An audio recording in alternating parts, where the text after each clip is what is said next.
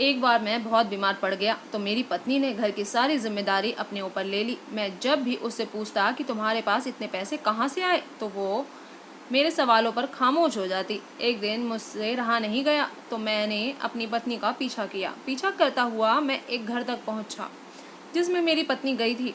जब मैंने अंदर का नज़ारा देखा तो मेरे होश ही उड़ गए। मेरे पैरों के नीचे से ज़मीन खिसक गई क्योंकि मेरी पत्नी तो किसी गैर मर्द के साथ। मेरा नाम पंकज है। मैं एक मजदूर हूँ और अपने घर का गुजर बसर मजदूरी करके करता हूँ। मेरी तबीयत अचानक से खराब रहने लगी और जब मैंने डॉक्टर से अपना चेकअप करवाया तो मुझे पता चला कि मुझे एक जानलेवा बीमारी हो गई है। ये सुनकर तो मेरे सर पर आसमान ही टूट कर गिर पड़ा था। मैं जैसे तैसे घर वापस आ गया और सामने पड़ी चारपाई पर लेट गया। मेरी पत्नी मेरी आवाज़ सुनकर कमरे से बाहर आई और बोली, क्या बोला डॉक्टर ने? मैंने खामोशी से उसकी तरफ देखा और बोला कि डॉक्टर ने मुझे आराम करने के लिए बोला है। मुझे टीबी की बीमारी हो गई है। उन्होंने मुझे बहुत सारी दवाइयाँ दी है।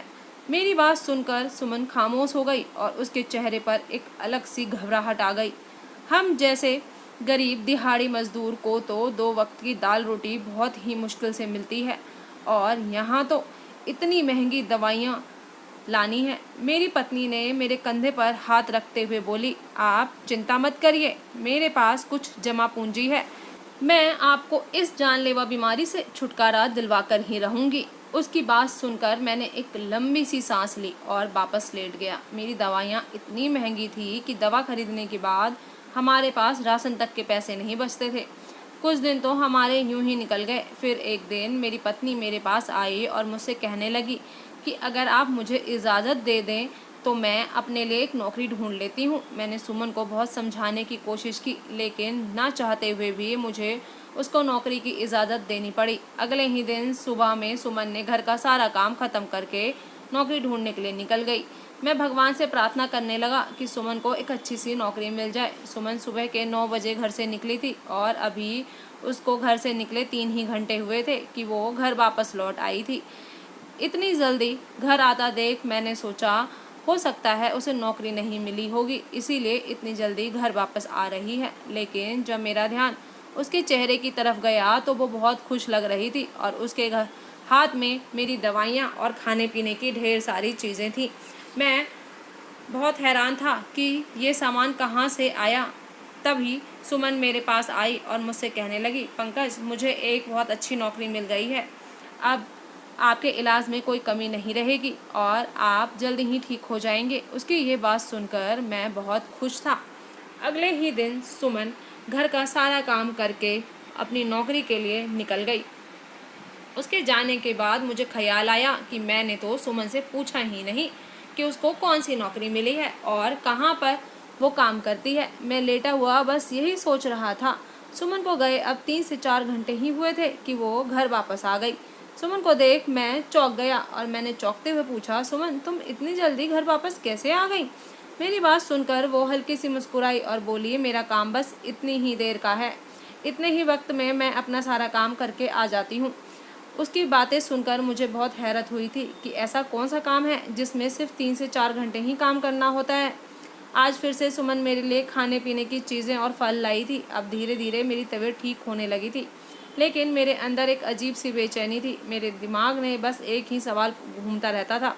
उस सवाल में मेरा सुख चैन सब छीन लिया था। आज जब सुमन घर आई तो मुझे उसमें बहुत ही अजीब सी बात लगी थी कि वो आज बहुत ही थकी थकी सी लग रही थी। वो आते ही बिस्तर पर लेट गई। अब मुझे सुमन पहले से बहुत कमज़ोर लगने लगी थी। रात को वो बच्चों के साथ सोई लेकिन सुबह उठ नहीं पाई। जब मैंने देखा तो उसको बहुत तेज़ बुखार था। मुझे डॉक्टर ने कामकाज करने को मना किया था लेकिन फिर भी मैंने उसे नहीं उठाया और खुद ही नाश्ता बनाकर बच्चों को करवा दिया। फिर मैंने सुमन के लिए चाय बनाई और उसको पीने के लिए दिया। अभी वो चाय पीने के लिए उठी ही थी कि दरवाजे पे किसी के आने की दस्तक हुई। मेरे बेटे ने दरवाज़ा खोल दिया। मैंने देखा कि एक हट्टा कट्टा आदमी बाहर खड़ा है। उसको देखकर सुमन के चेहरे की रंगत ही उड़ गई थी। उस शख्स ने मुझे देखते ही अपनी सरसरी सी नज़र मुझ पर डाली और फिर वो सुमन को देखकर मुस्कुराया। उसकी नज़र मुझे कुछ अजीब लग रही थी। उसने सुमन से पूछा, क्या हाल है आपके? आज आप काम पर नहीं आई? ये बोलते हुए उस आदमी ने अपनी जेब से 5,000 रुपये निकाल कर सुमन को पकड़ा दिया। उस आदमी को देखकर मेरी पत्नी सकपकाई हुई सी थी। सुमन ने कहा कि आप मालकिन को बोल देना कि मुझे बुखार है, मैं 2 दिन तक काम पर नहीं आ सकती। ये सुनकर इस आदमी के माथे पर सिलवटें पड़ गई थी। उस आदमी ने कहा, मालकिन का तुम्हारे बिना गुजारा नहीं होता है। ये बोलकर वो आदमी चला गया। लेकिन ये सब सुनकर मेरा दिल बेचैन होने लगा था। मैं बहुत परेशान हो गया। आज मैंने ठान लिया था कि मुझे पता लगाना ही होगा कि सुमन क्या काम करती है जो उसे चंद घंटों में ही इतने सारे पैसे मिलते हैं। 2 दिन मैंने बहुत मुश्किल से काटे और आज रात तो मुझे नींद ही नहीं आ रही थी। मैंने पूरी रात करवटें बदलते बदलते निकाल दी। जैसे ही सुबह हुई, सुमन घर का काम करके नौकरी के लिए निकल गई। उसके जाते ही मैंने बच्चों को घर में ही बंद कर दिया और उसका पीछा करने लगा।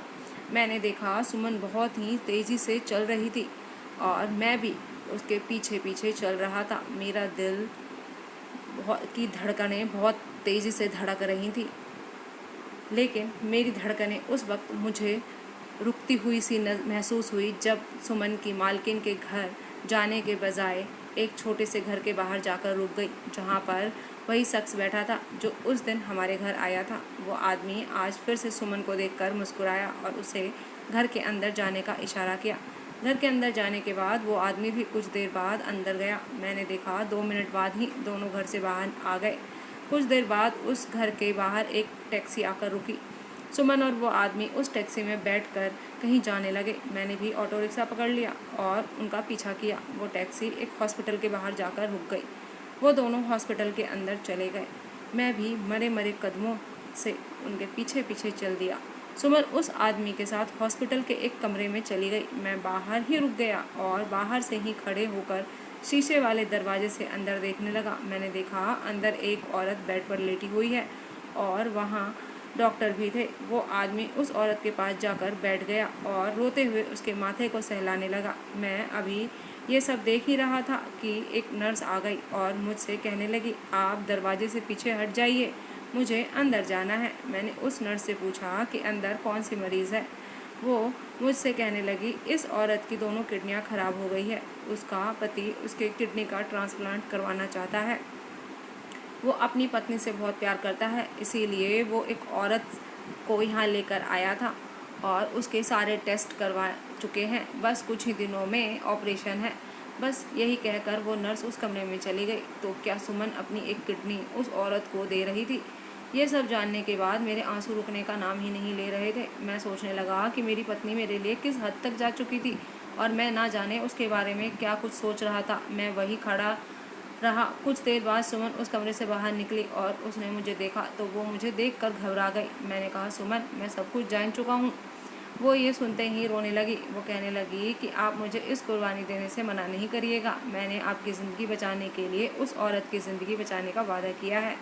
वो आदमी अपनी पत्नी से बहुत प्यार करता है और उसने बोला है कि ऑपरेशन से पहले हमें 5 लाख रुपए भी देगा। ये सब बोलते हुए सुमन मुझसे मिन्नतें कर रही थी। उस आदमी ने मुझ पर इतने एहसान किए थे और मैं अपनी पत्नी का किया हुआ वादा भी नहीं तोड़वाना चाहता था, इसीलिए मैंने भी मना नहीं किया। कुछ दिन बाद ही ऑपरेशन हुआ और ऑपरेशन बहुत ही कामयाब रहा। मेरी पत्नी सुमन अब बिल्कुल ठीक है और उस आदमी की पत्नी की भी जान बच गई। अब वो बिल्कुल ठीक हो गई है। तो दोस्तों, आज की कहानी कैसी लगी बताइएगा ज़रूर। चैनल पर न्यू है तो सब्सक्राइब कर लीजिएगा। पुराने हैं तो कहानी पूरी सुनने के लिए धन्यवाद। फिर मिलती हूँ नई कहानी के साथ।